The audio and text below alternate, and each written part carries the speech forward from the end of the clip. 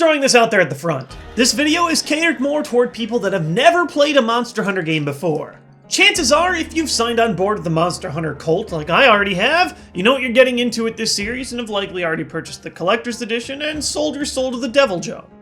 TheJWittz? Eris? Aerith? Arceus? Arceus? I don't care. So let's say you're like many I've seen surrounding the release of Monster Hunter 4U. What the heck is this series about? And with a title like 4U, do I need to play the other games first before checking this one out? Long story short, this is the perfect time for new players to jump into the series. While it is still a complicated franchise by default, this one makes the most effort to get you up to speed if you've never played a game in this series before. The name of the Monster Hunter game is taking on larger and deadlier beasts, each modeled after various mythical and real-life creatures. While at a distance it might look like a Bayonetta or God of War style game, this is anything but. Combat is slow and deliberate, forcing you to master your weapon classes and your enemy's body language.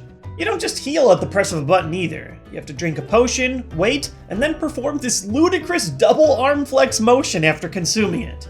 You can't just swing your weapon around like crazy. You have to reload it or sharpen your blades when they get dull.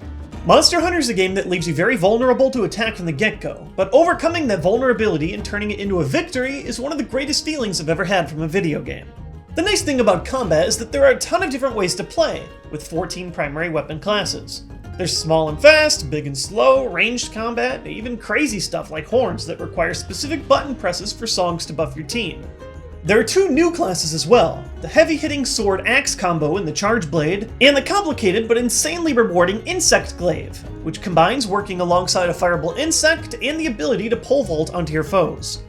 At the start of the game, there's a great series of quests where you can try out every weapon to determine what you like best. There is no leveling up in Monster Hunter. There's no experience. There is, however, crafting for better gear. Lots and lots and lots and lots of crafting. A high majority of the new gear that you can make is created from parts that you can carve from fallen monsters. Each set can be mixed and matched. They all come with different skills, elemental affinities, and weaknesses. Different items can be crafted as well by gathering different stones, berries, mushrooms, bugs, and other various collectibles from the world around you. Monster Hunter has a very MMORPG vibe to it in terms of crazy collecting and grinding. One major complaint I could see having with Monster Hunter is that there is a lot of grinding in order to get everything that you want. To some degree, I do agree that some quests in Monster Hunter just plain aren't that fun. Delivering eggs and the slightest touch of an enemy obstacle will break them? Not fun at all. But in a weird way, the repetitive moments of Monster Hunter can be relaxing.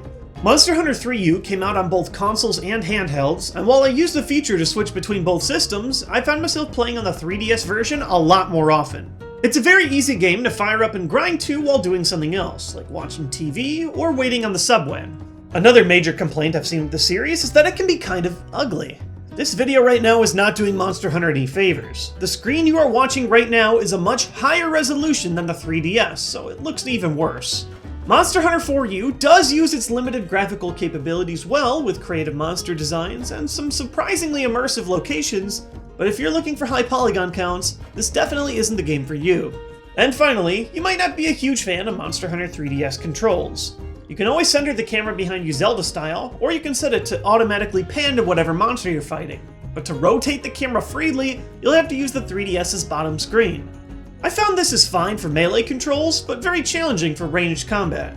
This is the kind of game I highly recommend either getting a 3DS Circle Pad Pro for, or using the C-Stick nub that comes with the upcoming new 3DS units, both of which are compatible for moving the camera around. So that, in a nutshell, is what Monster Hunter is all about. But you could probably take most of what I just said and apply it to any other Monster Hunter game. What specifically makes 4U such a special title in the franchise?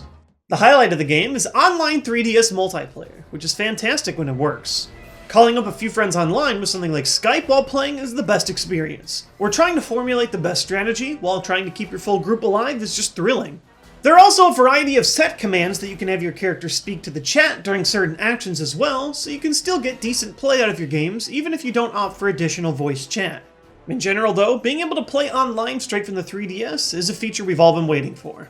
4U also adds more monsters than ever before in a single game, closing out at almost 100, by far the most in any main series game. Having a lot of monsters alone would be exciting enough, but what really sells me on this entire game is the new vertically oriented combat. While there were some fans of the water fights, I was not one of them. I found them to be slow and ugly to look at. 4U fixes this by giving you that same freedom of vertical movement by climbing, but combined with the speed of land battles.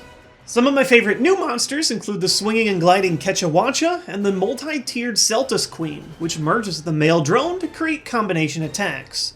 You now have the ability to mount a monster if you can land an aerial attack to the right part of their body.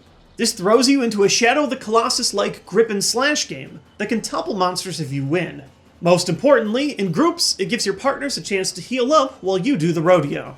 But it isn't just you that gets buffed. The game centers around a story of the Gore Magala, a beast that infects others with a powerful virus. This causes almost every creature in the game to undergo a mode called Frenzy at some point, making them far more aggressive and powerful, with the ability to pass the virus on to you. But if you deal enough damage to them and fight it off, you can harness its power for a buff as well. This journey takes you across several towns, and while this has never been a game known for its story, there's plenty of charming characters to make the single-player hunts a little less monotonous. If you're playing through single-player missions, they've also made it easier to train and understand how your AI companions work, this time the cat-like felines. You can recruit a ton of different versions of these bad boys, each with unique skills that actually seem dependable.